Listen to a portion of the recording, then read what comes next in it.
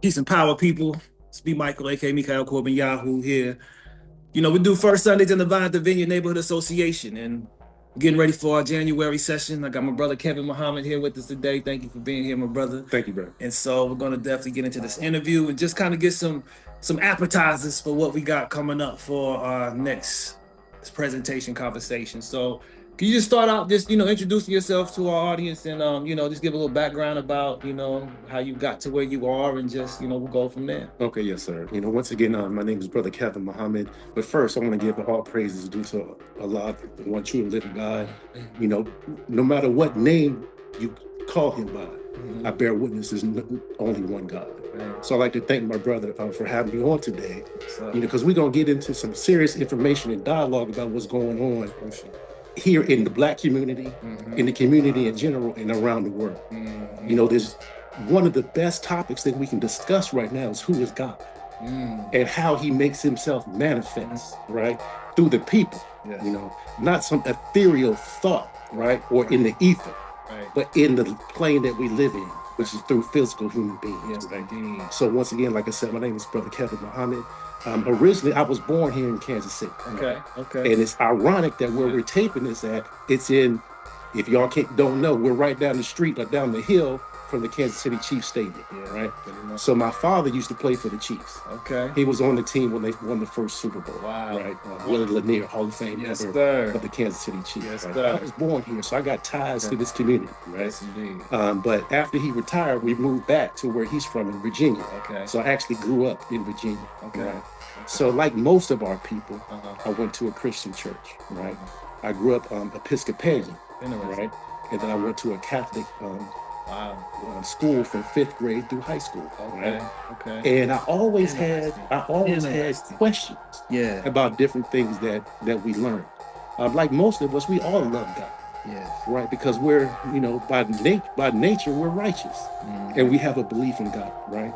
But there were always certain questions that I always had. Right? And the question that always comes to me is in most Baptist churches or Episcopalian, Baptist churches, at least in the Black community, you get baptized when you're a child. Right. But then you also have another baptism when you get older, and that signifies as a young adolescent, you are committing based on your own faith, right? But in the Episcopalian church, you have what's called confirmation at the age of like 12 or 13, right? And we know when we study Eastern philosophy, that's around the same time you enter into manhood, right? But in Episcopalian church, around that time you have confirmation. So you have to go through a course, right? So to make sure that you know and understand the doctrine. So at that time, they were teaching that the Episcopalian church started in 1066, right? And they say that because they tried to claim that it started when William the Conqueror went from France into England and became the first king of England when he conquered England after the Roman conquest of that time. Okay. So that's when they claim, right? But later on, it was from Henry VIII, because they were Catholics, but it was Henry VIII when he wanted to divorce his wife, because he had other women on the side. You know how people do, right? So he petitioned to the Pope, right, to have a divorce, and the Pope didn't allow it. So he said, forget the Pope, I'm gonna start my own religion called Episcopalian, right? So anybody who knows anything about Catholicism and Episcopalians, they're very similar. But the main difference that people know from the outside is in Episcopalians, the pastor or the father, the priest, he can marry. Catholics can't. Right? There's other doctrinal stuff, but that's the main thing. But that 1066 stood with me. Right? So as I got older and matured, went to college, of course, a lot of us Black people, Black men and women, we have a lot of what I want to say is skills, talents, and dreams that we have, right? So I was who's who and all this stuff, sports, education, all that, right? But when I went to college, my study habits had gotten bad because I didn't really have to study when I was in high school, I paid attention in class. I did my work. But since I played sports, my routine was very regimented. Play sports, study, go to school, all that stuff. So I was smart enough that I didn't have to study a lot, right? Even though I did well in class, right? But when I went to college, first time really being away from home, you know, I got caught up partying, have a good time. You know how we do, you know? So after my first year in college, even though the work was not difficult, I wasn't going to class. You know what I mean? Well, I know. So after the second semester, my guidance counselor talking to my parents wanted, so come to summer school, right? So I went to summer school, did very well in summer school, but it still wasn't up to standard. So my dad was like, come on home, right? So I went home, wanted to get my life together. And then that's when I started watching, at that time, this shows you how far back this goes, right? Someone had the Honorable Minister Louis Farrakhan on cable access TV. So I was up one night at 11 o'clock, just scrolling through the channels. And the minister I didn't know who he was. I didn't know anything about Nation of Islam. I just thought he was a good speaker, right? But he was talking about something that really I've always had an interest in. When he was talking about Africa and how the World Bank and the IMF uses monetary policy to keep Africa in bondage and slavery, but in a new form, right? So I started watching him over and over again, right? So that's how I got exposed to Minister Farrakhan. But like I said, I was happy at my church, even though I had questions, right? But at a certain point, I was watching the minister. He started breaking down things. Then he started going from Africa and current events, going more into teaching about the true history of Jesus, right? So that's when I became more interested in learning more about who he was or is. So that's when I started learning that he just wasn't a speaker. You know, he was the representative of the Honorable Elijah Muhammad. So I started doing some research. So I ended up doing what's necessary to join and become a registered member of the Nation of Islam. And I did that in February of 1992. Powerful. Thank you for sharing that. I resonate with that so much. So on that note, the transition though, because I'm sure you had, you know, some steps to take to really make that transition spiritually, emotionally, mentally, and maybe even physically with some of the disciplinary practices that, you know, Islam brings with it. Can you talk about your transitional process from going from, you know, an Episcopalian Christian to more of a Muslim, and what that entails? And maybe even explain what the Nation of Islam is as well, because I think there may be some uncertainty about how people see the Nation of Islam relative to like more Sunni or Shia Islam practices. Can you perhaps expound on that? Yes. So at least for me, the transition was pretty easy and comfortable. Because like I said, my father was a football player, and I was always one who liked a lot of structure. Right. So what happened to me in college, that was outside my norm. So when I came and got into Islam, it gave me structure. Right? Because in Islam, especially the Nation of Islam, and growing up in America, being a Negro, we have adopted the slave diet, right? And many of us know we're just coming from Thanksgiving and going into the Christmas season. Right. A lot of the foods that we think is soul food is really just an adaptation of the slave diet.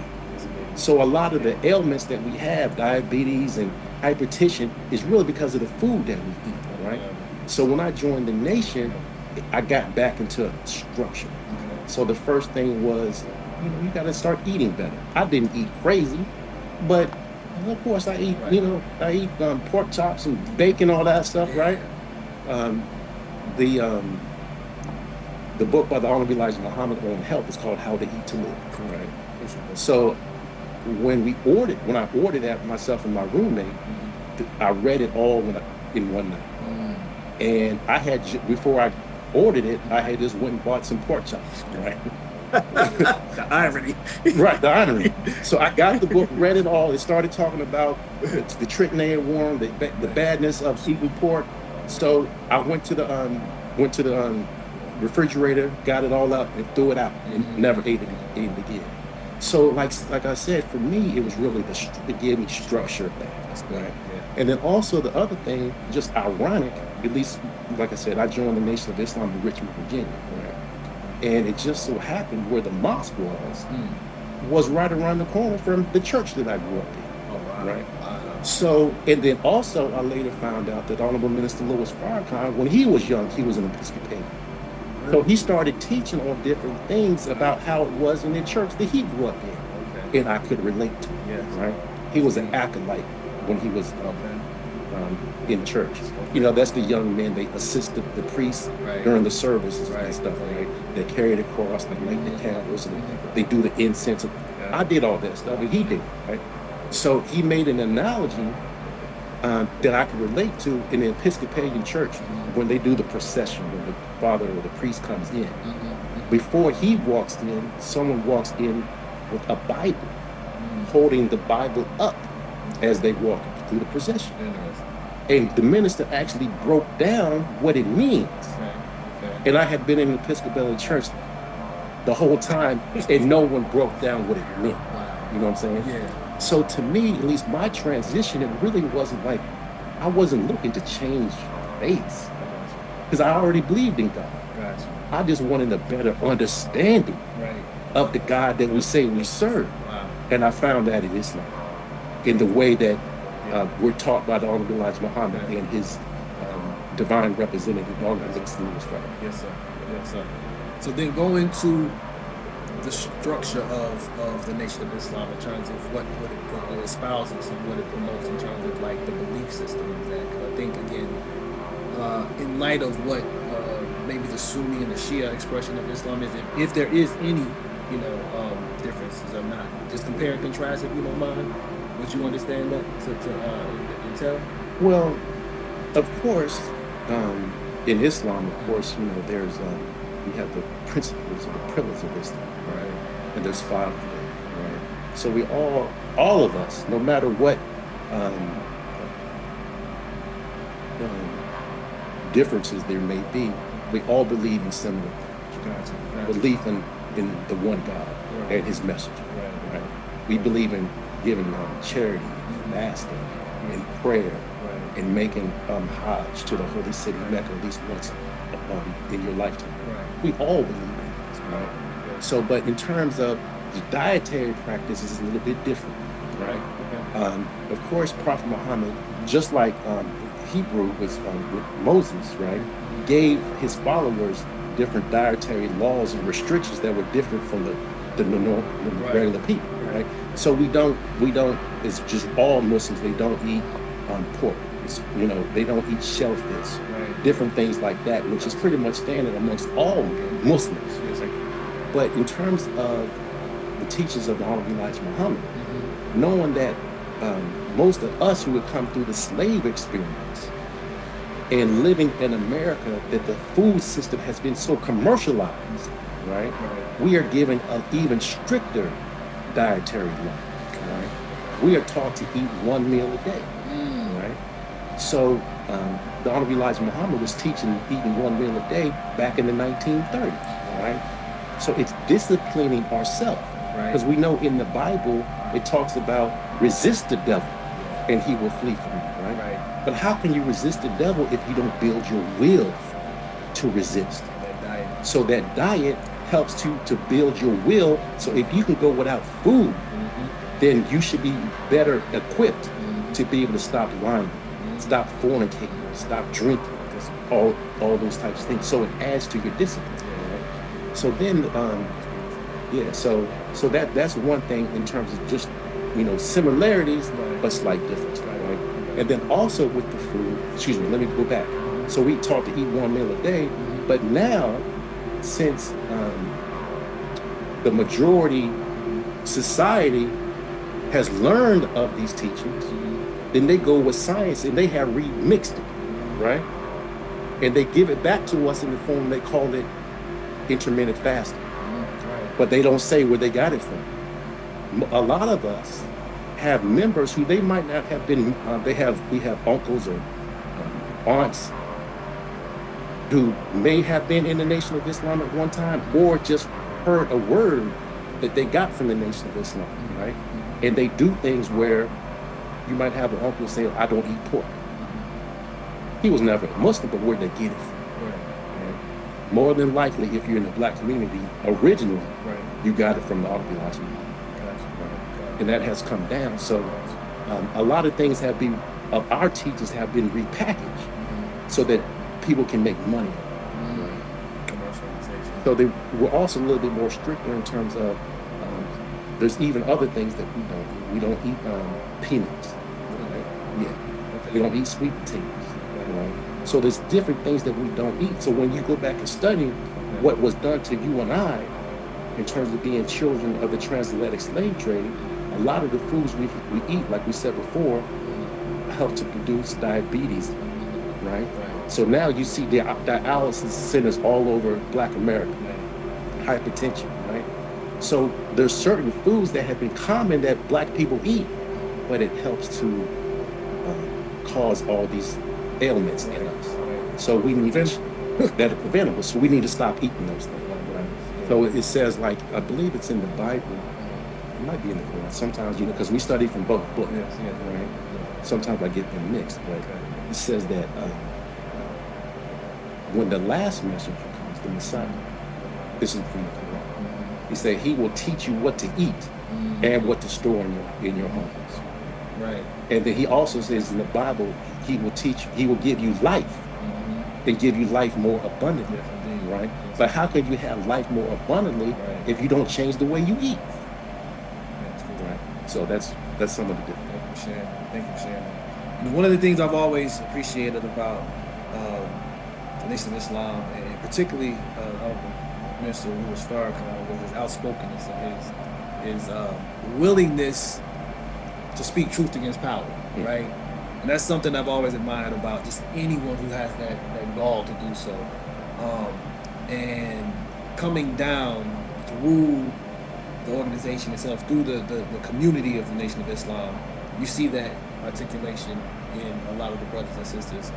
Can you talk about, like, what for you even, like, to have that fire in you and to be able to speak that truth to power, despite what people, the skeptics of, I don't believe that, or I don't believe that. Like, how do you orient yourself, right, and prepare yourself to be able to speak the message that that the Most High is putting on your heart, despite what others may perceive to be true, and how do you go about corroborating your message in order to present, the presentation that you have? And just looking at, from how you've been inspired with the minister, Louis Farrakhan as well, coming down to yourself personally. But like I said, going back, many of us who are my age, right?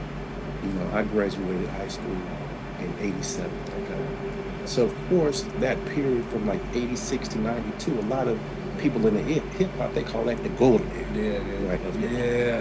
And one of the reasons why it was called the golden era, not just because you had conscious rap at the time, which you did, but you had a plethora of all different types of rap, right? So you can choose whatever you want. Right. Nowadays, it's almost formulaic. It's almost the same thing, right? But back at that time, of course, Public Enemy was hot, right? So there were different songs that I had heard even before I heard the minister. But when I went back and listened to those songs later, the minister was on there. They used to play clips of the minister. They sampled the minister. They sampled, may Allah be pleased with her, student minister, Dr. Ava Muhammad. They sampled Dr. Khalid Muhammad. They sampled a lot of people, not just in the nation, but they sampled Kwame Ture, Stokely Carmichael, and others, right? And so the consciousness of people was just being raised because of the music that we heard, right? But one of the people that I went back and when I was listening to, I think it was A Nation of Millions, it takes a nation of millions to hold us back. They sampled student minister Dr. Ava Muhammad. And she is doing, back then they used to have the interludes, right? And she was talking about, the same God who was working through Dr. Martin Luther King, the same God who worked through Nelson Mandela, the same God who worked through Nat Turner, the same God who worked through all these great worthies of the past, is now working through the Honorable Minister Louis Farrakhan, right? Yeah. So we know, as in our faith tradition, as Black people, God always raises one for the particular time period that we live in, right? Right. So we study the history to see what is God's pattern.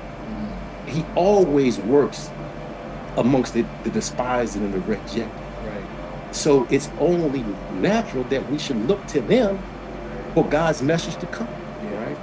So when you are being worked and shaped by God, we have a duty. Right? It's not just to pray. It's not just the rituals of our faith. Pray and fast, or if you're Muslim, you fast during the month of Ramadan, right?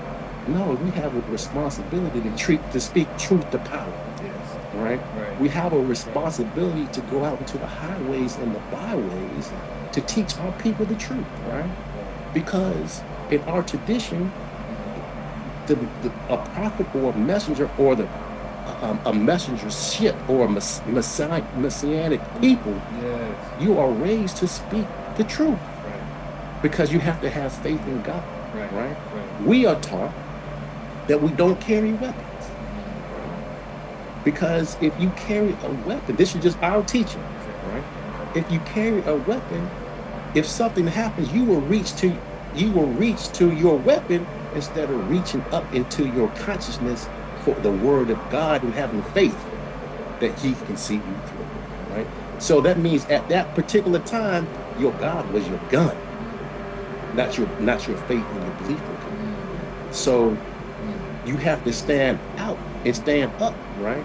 So we know that all of the prophets, right, from Abraham to Moses to Yeshua, right, to Prophet Muhammad, and all the Israelites, prophets in between, when they were raised, they were given an assignment. Yes, sir. And many times, and most times, they were opposed by the ruling authority, right? And Moses had a little fear and trepidation because he had a speech impediment, right? But God didn't care nothing, right? I told you to go to Pharaoh and say, let my people go. So that's what we have to do. We have to stand up and be the ones who are willing to say the things that need to be said, regardless of the consequence. So that's what gives us that spirit.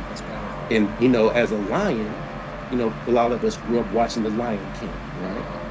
But you couldn't have the Lion King, the son, unless you had Mufasa. A king wouldn't know how to roar unless he saw his father. So if God is our father, then what excuse do we have? Love it. So that leads us to what we're going to be discussing for the month of January, the first Sunday of January. Can you introduce the topic? What led you to want to talk about this? And then just some of the ideas that you want to present to the people. Okay, listen. So our topic for January the 3rd, yes, sir. For that particular first Sunday is the end game, the plan to stop the rise of the true children of Israel, right? Because we have to know who we are. Right? Many times, let me go back. According to the Bible, the enemies of God recognized the time of Moses' birth before he was born. In the Bible, God's enemies recognized the time that the Messiah should be born. Not only that, they devised a plan to kill all the male babies, hoping that they would kill the Messiah before he was able to be born or grow, right? That happened to Moses. It happened to the Messiah, right? And it's happening to you and I now, right? Because according to the Bible and the Holy Quran, the Messiah, the title Messiah, is one individual, yes. In some traditions, there were two messiahs, right? But also that one or two messiahs also represents a people. And we believe that the true children of Israel are the black man and woman of America. Everything that you read of the children of Israel and God's chosen people in the Bible is actually talking about you. So God's enemies knew who we are before we did. So there are certain things that they have done. Drugs, the food that we eat, the music that they control that we listen to, different things that happen to us that kills us before we even grow into maturity. So as you know from your studies, in our traditions of the ancient Near East, that man doesn't reach maturity till he becomes 40 years old, right? So it's no accident that Dr. Martin Luther King and Brother Minister Malcolm X were both killed when they were 39 years old. So they want to kill the messenger of God before he raises to the point where he can mature into his understanding of his divine word and mission, right? So we want to go into those things, the plans that God's enemies have to stop our rise. Because the Honorable Elijah Muhammad teaches us that no problem in the world that you see going on, not the problem in Palestine, not the problem in Venezuela, not the problem in Ukraine, no problem in the whole world will be solved until the problem of the so-called black man and woman of Americans.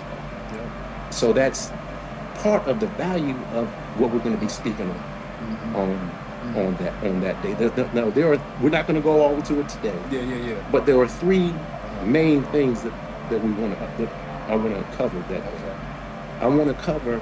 I'm just going to those things. Yeah. I want to cover the history of. I'm not saying this brother's name, but he got the name from somewhere else. Okay. Charlemagne. Okay. I'm not sure many people know the history of Charlemagne. I'm not talking about Charlemagne the God. I'm talking about Charles Magnus, where the name actually comes from, and how in France, the first empire, the first holy the first holy emperor, how his grandfather name was Charles Martel. They used to call him Charles the Hammer, right? And he was the king at that time who stopped the Moors, the black Muslims, along with the black Hebrews from conquering France. Right in Spain. At the Battle of Tours, right? But they have, like we said before, they have updated that strategy that they used then, and they're doing it to us now. Right? So I want to talk about that. We want to talk about our misuse of language, right? I want to read something real quick from the Honorable Minister Louis Farrakhan.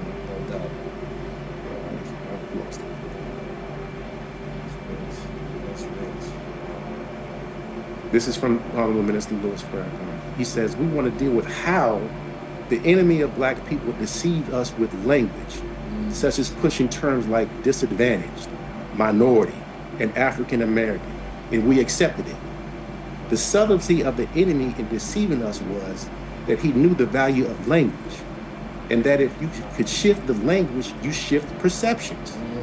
What he did was create the death of our nervous system that connected us as a family.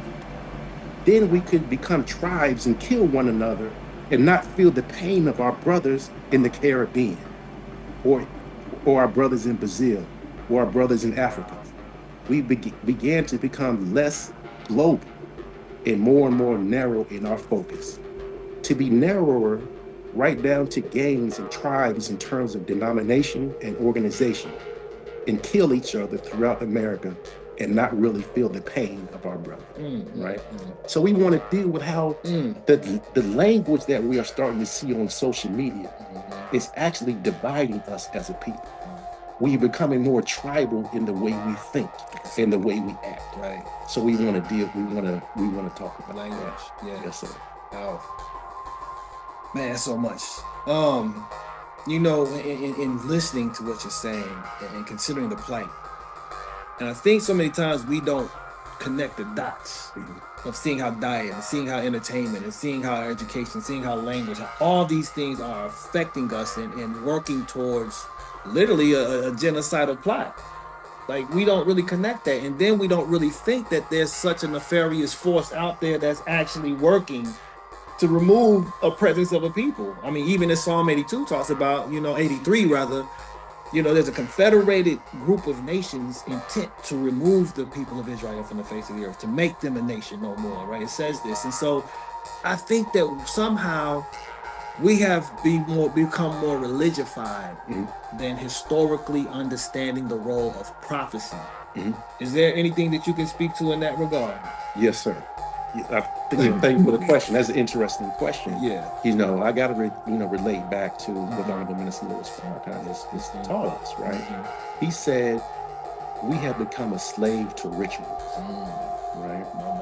We believe that if I change religions or change whatever philosophy, that the message is the rituals. The rituals is not the message, right? He says the ritual contains the truth, but the ritual is not the truth, right? So let me say about Hajj, right? Which is a ritual in Islam. Gotcha. So we're taught that as Muslims, we're supposed to make Hajj to Mecca at least once in a lifetime, right? Then when you get there, there's certain rituals and things that you're supposed to do. You're supposed to circumambulate the Kaaba 7 times, and there's different things that you're supposed to do, right? However, if we lose sight of what the real message is, we think that is what it's talking about. Right, it's the purpose. No, the purpose is not just to go to Mecca. Right. The purpose in your lifetime is to go through the trials and tribulations with faith, to become one with God in your lifetime. Right. It's not necessarily the trip to Mecca. That's just symbolic of the real Hajj, which is the inward journey. Yes. To become one with God. Yes. So then you could be like Jesus. When you see me, you see the Father. Right. Because the Father is in me and I'm in the Father, right? But he was never saying I am the Father. Right. But if I submit to what the Father tells me to do, that what the Father tells me to do, that I do, that what the Father bid me to do, that I do. You know what I'm saying? Yeah. So you become one with God in that sense, right? In the Holy Quran, it says there was a certain battle, and Europeans try to say that Islam was spread by the sword. That was a lie. They were being attacked, right? So they defended themselves, right? So at a certain point in defending themselves, and God, Allah, gave them the victory, he gave down a surah or a chapter or a verse in the Quran. It says, it was not you that slew them. It was I that slew them at your hands, right?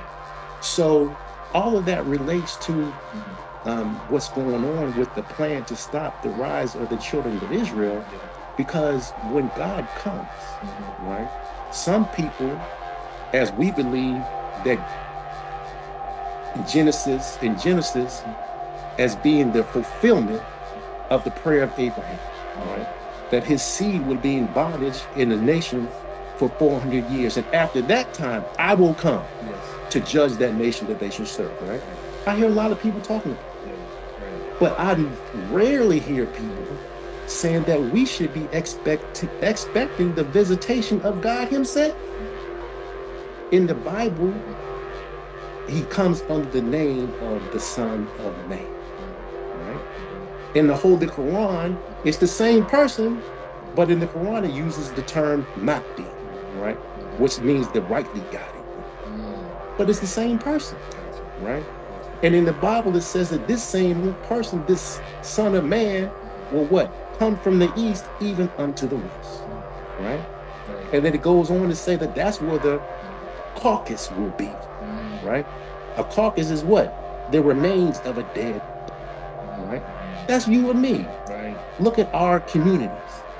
There's no business. And if there is business, we don't control it. It's controlled by somebody else.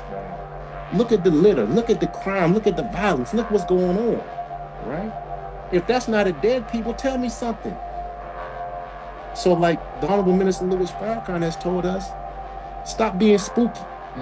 There's no devil under the ground that could do more to harm us than what's going on top of the ground, right? So we have a responsibility. But it starts with knowing who we are, that God has come. Now, like I said, some people believe like we do that that's physical. Some people might not believe that. Say it's spiritual, it's a mentality, it's a paradigm shift. Either way, if it's a paradigm shift, it still means the same thing. That there's a knowledge that has come to America, because this is where God is going to make his presence known. Last thing I'll say on that. When you watch the news, a lot of times people in America don't really understand how influential America is throughout the world. If you don't travel, you don't really know, right? But America, its culture, its movies, its music, its military, its finances, is all around the world, right? So whatever happens in America, the whole world is influenced by it, right? So with all of the problems and all of the issues that are going on in America, if the problem of the true children of Israel, the black man and woman of America, can be solved, right?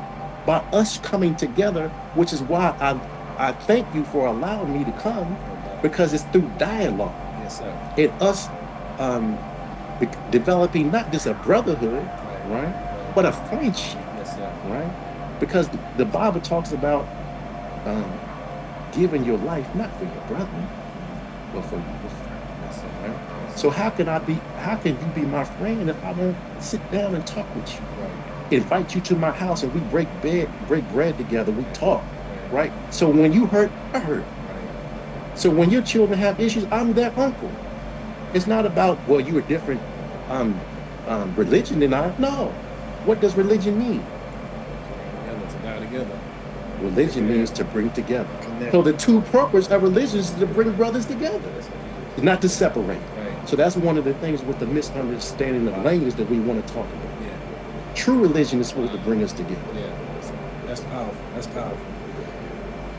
So okay, I wanna like stay in this vein, but kind of like go to more dealing with one of my favorite speeches that Brother Minister Malcolm gave was a Harlem Unity rally.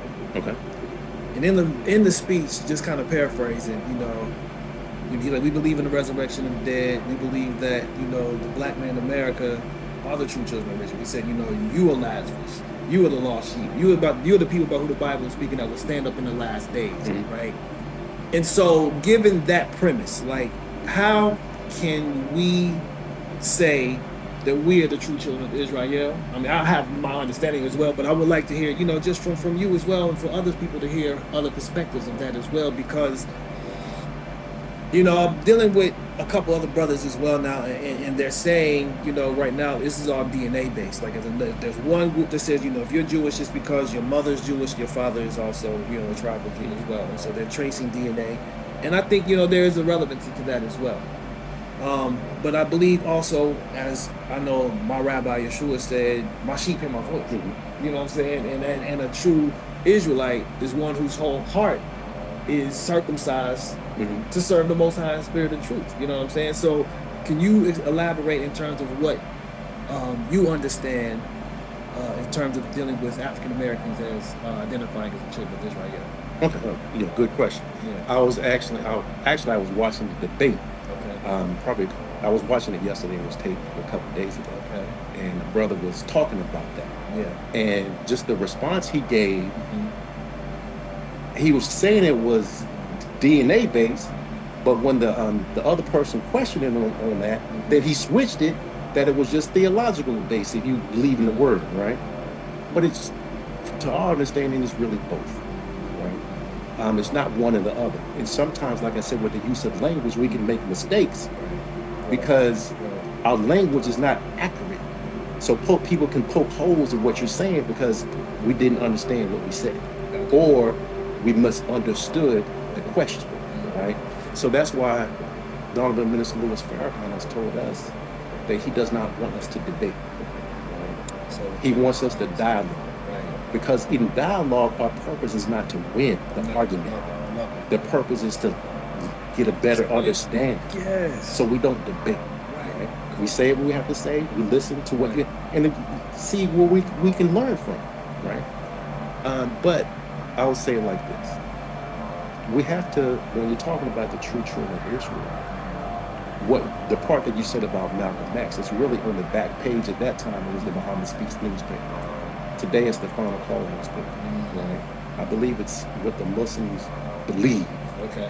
Point number 5. Okay. Right. Okay. That I'm not going to quote it. Okay. But when you search the scriptures of both the Holy Quran and the Bible and other ancient traditions, I'm speaking more so of Kemet, okay, right? And the whole tradition about Asar and Aset, okay, and Haru, that's us. Right? When you teach about Lazarus, like you said before, when Lazarus, when he died, how many days was he in the cave before Jesus came and they removed him? 3 days, right? Then he moved the cave, the stone away. He said, Lazarus, come forth. But know what else he said? In the Old Testament, when Moses and Aaron go to Pharaoh, they say, Moses let him go. But in Lazarus' case, Satan loose him and let him go. So it's a people who have been robbed and spoiled and destroyed by Satan that God is coming to save. Right? So we find no other person in the scriptures who fits the picture of the lost brother, right? The blind, the deaf, and dumb, more than the black men and women of America. You know, we talk about the ancient traditions. A lot of people say, well, Egypt, that was us. But when you go back and study history, the archaeological evidence does not point to Hebrews, definitely not white Jews, actually being enslaved in building the pyramids. Right. From history, that didn't happen. Not at that time period. Not at that time period. Right. That didn't happen. Right. So a lot of us, especially my age, we grew up watching, like people will do, the 10 Commandments, and we think Yul Brynner and Sparrow and all that crazy crap, right? But we have to understand that never happened. So the things that the Bible is talking about a future time, a future people that would be in a similar condition that Moses and his people were in. Now, a lot of Muslims from the East, you mentioned earlier about Sunni and Shia, how they see that, they will claim that that's talking about Prophet Muhammad. But did you know that the most often mentioned prophet in the Holy Quran is Moses, not Muhammad? Peace be upon him. Because there's something about Moses that Allah wants us to look at, right?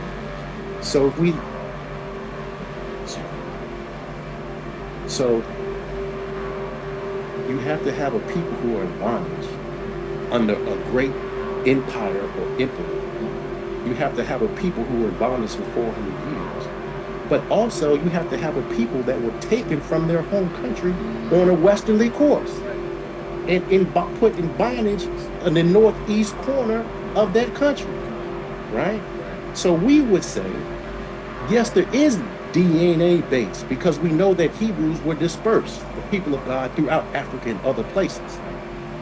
But if you were not part of the transatlantic slave trade, you're discounted from that particular part of being the children of Israel, because you have to have been taken from your home country to another country, put in bondage for 400 years, and made to eat the king's meat and speak the king's language. That only happened to you and I. So when you have time to talk about it and really break it down, no one else fits that description more than us. So, okay, I want to wrap this up, right? So this is a question that I think needs to be really addressed because there is a perception of, let's say, Honorable Minister Louis Farrakhan being anti-Semitic, being a racist, you know, looking at the Caucasian group of people as if they're all devils and stuff like that. Even hearing, you know, Malcolm speak of that. Is there... Well, how would you respond to that? And looking at even the role of the children of Israel relative to humanity, right? And bringing humanity into alignment with the will of the Most High. But how would you respond to the accusations of anti-Semitism and racism as the Nation of Islam being a proponent of that? Okay, that's a great question. Oh, great! Yeah, great question. We got to. I want to dispel something. You know. What okay, great question. Let me open up a book because I don't want to make a mistake. So again, this is going to be on January 3rd here at the. Indeed. I'll just cover. Yes, sir. And so we're gonna be having Brother Kevin Muhammad dealing with the end game. The attempt to prevent the rise of the true children of Israel. He had to separate just for a moment, but I definitely want to just let you all know we're going to be here on January 3rd. This is going to be at the Vineyard Neighborhood Association, 4301 East 43rd Street, from 3:30. Doors will open at 3:30. We will officially start at 4 p.m. We're going to go to 6 p.m. We will have some refreshments here, and then we'll have some great dialogue, great fellowship, great presentation, great conversation, and it's for the community. You know, we are dealing with a lot of maladies, a lot of challenges in our community, and I propose again that our biggest challenges for the so-called African American community is our lack of identity. Our crisis results from a lack of our identity, and so we're going to definitely be addressing that here, and just some other global geopolitical, diasporic type of matters as well. There's some crises I know that you wanted to address as well that we're not going to talk about today, but we're going to save that and table that till we come up on January 3rd.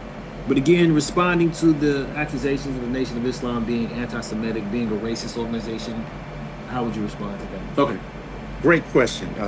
For one thing, that's why I've been doing a lot of study and research prepared for our presentation on the 3rd. Yes, sir. But back in 2023. Okay. No, excuse me, 2022. Okay. The minister gave us this book to read. It's a compilation of different lectures that the minister gave answering that question, right? It's called Revealing the Truth and Exposing the Synagogue of Satan, a defense against the false charge of anti-Semitism. Wow. Right? And we actually spent a whole year studying this book and that question, right? And it's the use of language that we get tripped up, right?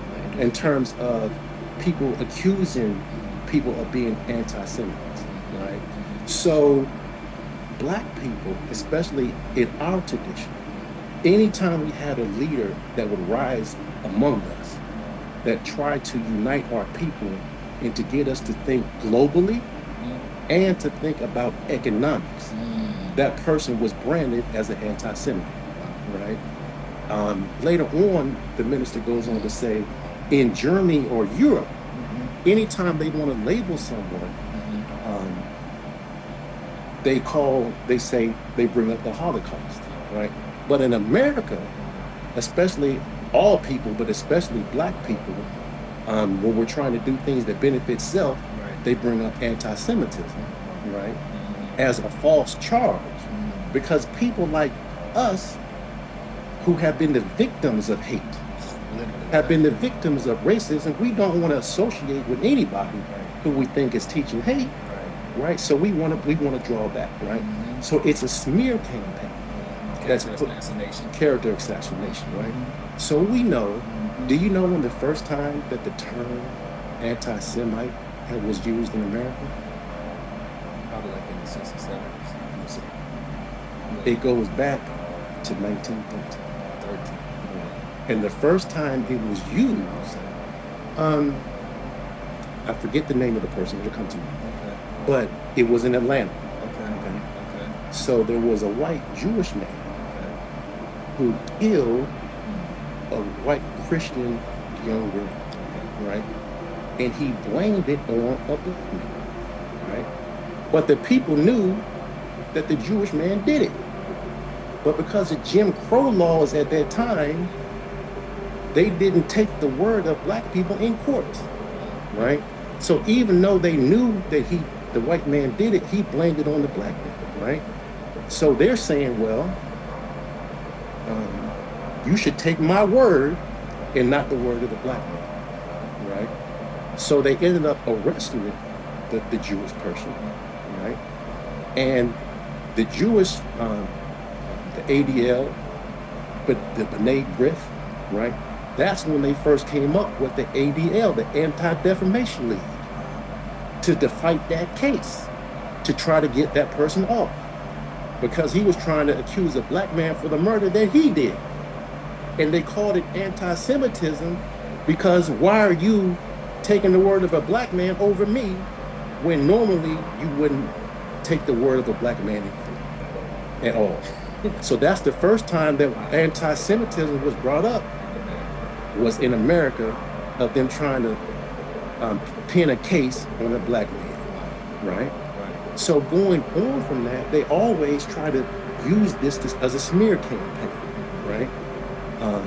Even the Honorable Marcus Mosiah, what he was trying to do for us to unite our people, right? Trying to do the Black Star Line, right? A lot of people, especially now, is coming into Kwanzaa time. You see a lot of people with the red, black, and green, right? But he was brought up on charge of mail fraud, right? In the mail fraud, they got him on a case down in Atlanta, and he said it was a Jewish lawyer, the Jewish judge, and Jewish members of the jury that convicted him, right? So the Honorable Minister Louis Farrakhan has told us that every time something happens, they try to steal our identity, to hide their hand in our own plight, in our own condition, right? So it's not that it's anti-Semitism, or you're teaching hate.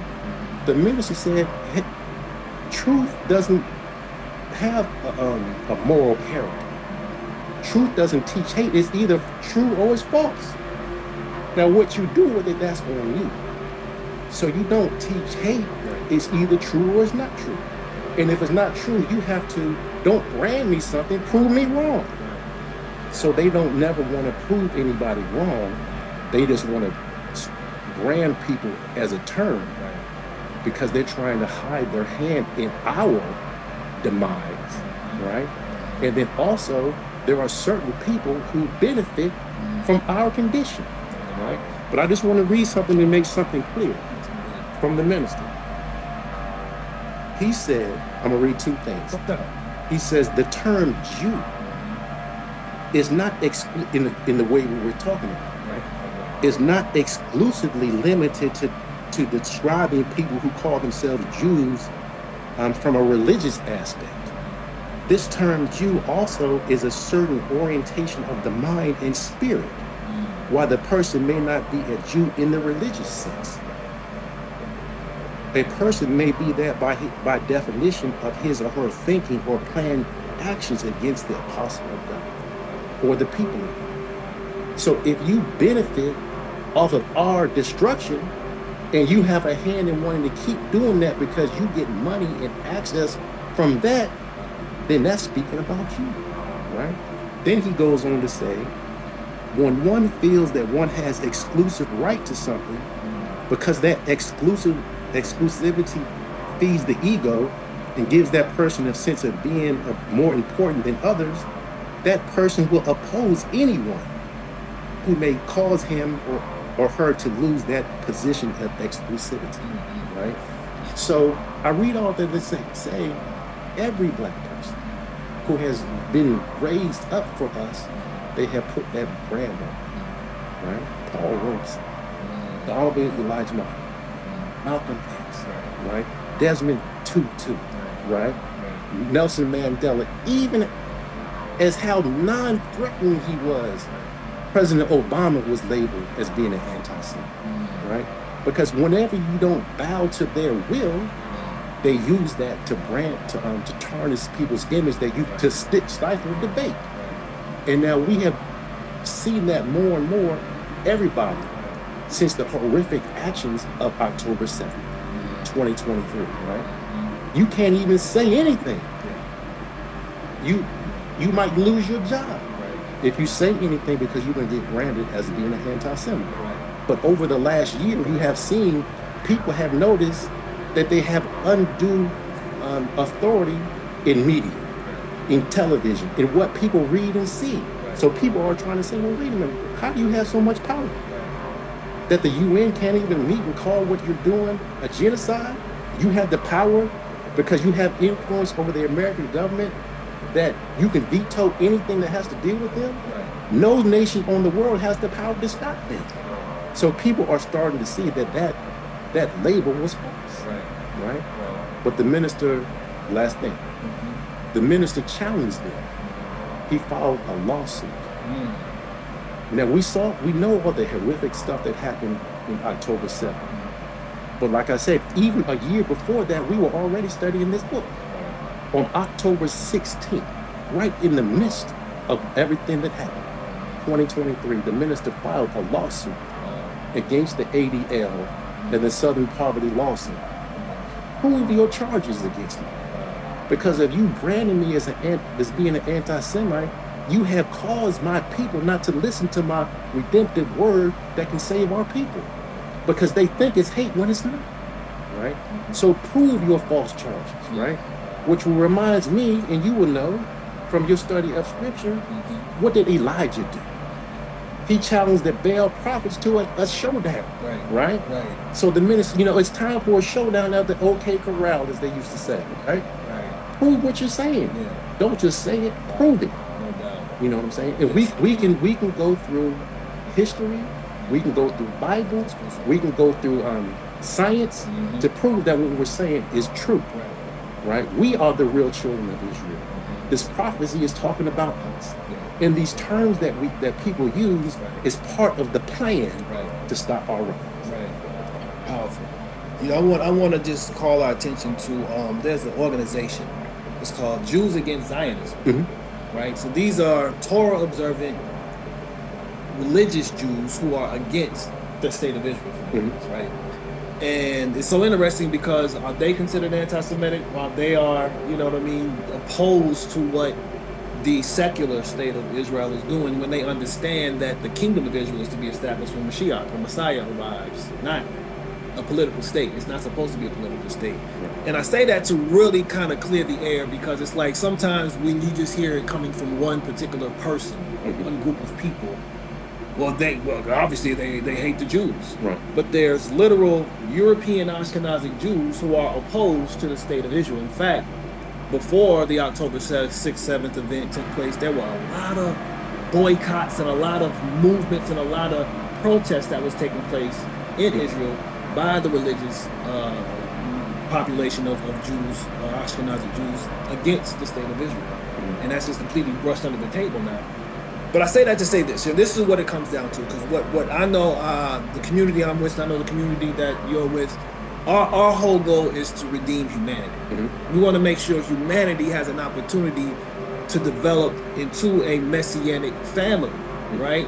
And so that's one thing I definitely am most appreciative about our conversations and our relationship that we've established over time, is that we can have dialogue despite how we identify in our spiritual walk. You know what I'm saying? And so that's so crucial. And that's something I really want people to understand, that we can actually have coexistence, right?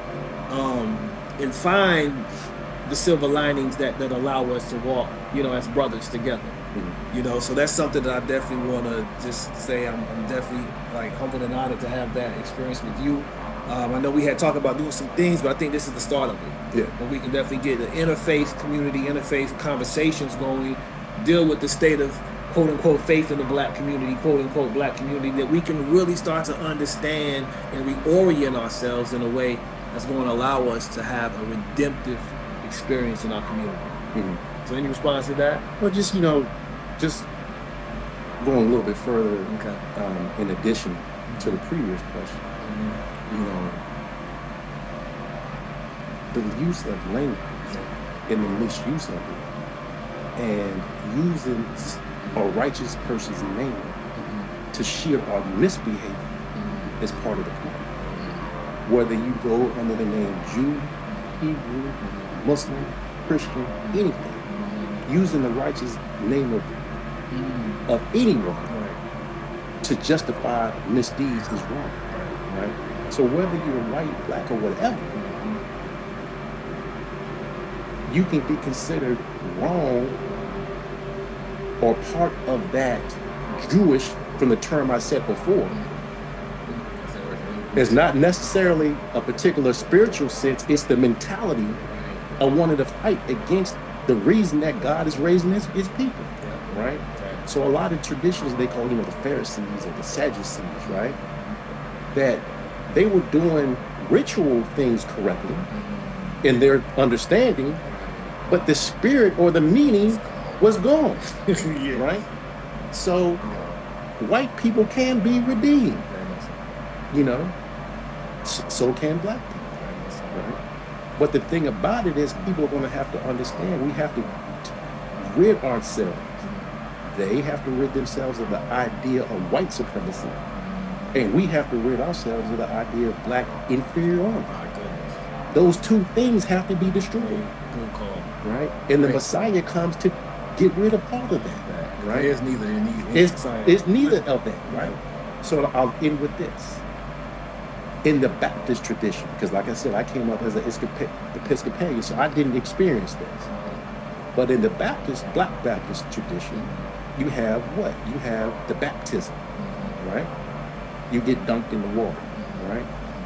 But according to the scriptures I read, John the Baptist said that one will come after me who will not baptize in the water, but he will baptize by fire. That's the baptism I want. Yes, sir. So the minister said the fire baptism, fire is something that breaks something down to its essence, right? That's what we want. It purifies it, right? So last thing, in the Holy Quran, Allah is talking to Satan, right? And he tells Satan that he will give them power for a certain time. And Satan says, we're fighting me until the day that they are raised, talking about the children of Israel, right? And Allah tells Satan, you will get all except my purified. So being baptized by fire is crucial. Yes, it is. So that's part of the reason for our 400-year sojourn here in America. We're being purified. It's the acid test, like you purify gold. Gold is the greatest transmitter of electricity, but it has to be purified. So you and I, the true children of Israel, are going through what we have gone through to be purified, so we can be made perfect transmitters of the Spirit of God in manifest form. Yes, sir. Indeed. Thank you. Thank you, brother. Thank you. Yes, indeed. So it's going to be here January 3rd, 3:30. The doors are going to open. 4 o'clock, we're going to start with Brother Kevin sharing the presentation. 5 o'clock, we're going to get into our conversation, maybe even sometime before that. But definitely come out, because we wanted just to present some dialogue to the community, challenge our thought processes, and really create a dialogue that is redemptive. This is what Shifting Paradigms is all about, to stimulate critical thought for the purpose of redefining our narrative and realigning our plight, with conversation and dialogue for self-determination, because that's what we're all about. That's right. Man, thank you So again. it's Kwanzaa time. It's Kwanzaa time. Right. It's Kwanzaa time. But come on through, and we're going to make this happen, man. And we'll have some good refreshments and some good conversation and good fellowship. So, man, thank you again, my brother Kevin. Thank you, brother. Indeed. All right. Yes, indeed. Yes, sir.